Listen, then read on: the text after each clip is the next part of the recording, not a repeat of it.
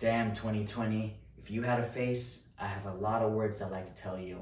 But instead, check out today's video. Good morning, Opti Nation. This is for you.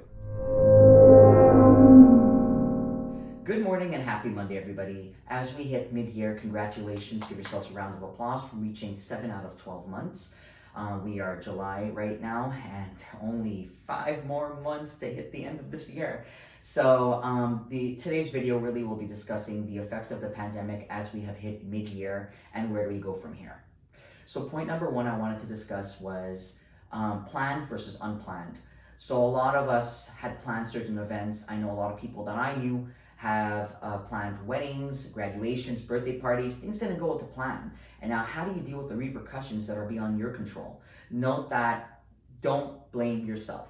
This is not your fault, but you have to deal with it, of course. So it's not easy. So what can people do around you? They can offer you support, an ear to listen to, space if you need it, and know that you will get through this step by step. There has to be a blessing under all of this in disguise that has happened for a reason.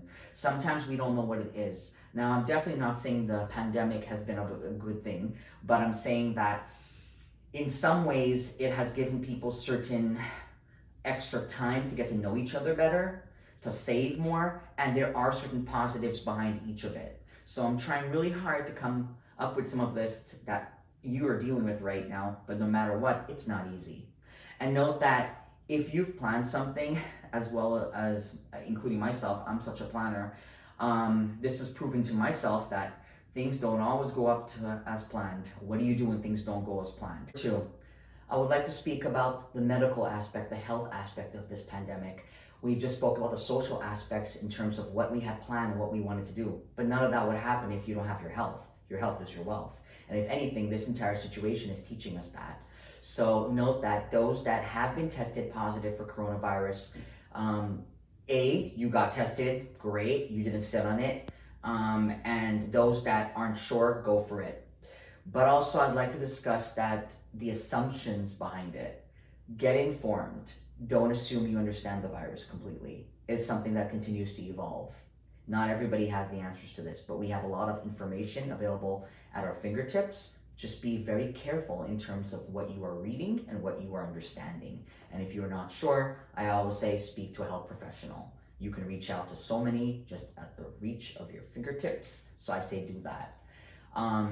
What I'd like to add to that is there have been a lot of people that assume a lot of things that are incorrect about this virus, such as if you've been with 2 or 3 people 3 weeks ago, and say you saw a picture for that one moment there. Now you were assuming from miles away or local or whatever the case is that, oh my gosh, I'm so surprised this person didn't get coronavirus. You guys really have to think about what you're saying. This has a lot of impacts on a lot of people, and you have to watch your words because your words have a lot to do with how someone's receiving that information. So if someone's been diagnosed positive with coronavirus, offer a lending hand. You can't do much, but be there for them. This person does not need to hear of how it happened or how they got it. They have to deal with it. If you didn't get coronavirus, learn from this lesson and don't assume things. So assumptions is the underlining factor on this one, I'd say. Be very careful and be very mindful in your delivery and your approach to people dealing with this right now, as well as the social aspects discussed in point number 1, because people need the support, they don't need just the facts. Point number 3, where do we go from here? I want you to think about where you were 5 years ago and think about where you are today. Now stop and think where you want to go tomorrow. This isn't forever. Nothing lasts forever, whether it's good or bad. Start thinking about 3 items. I'll give you that assignment.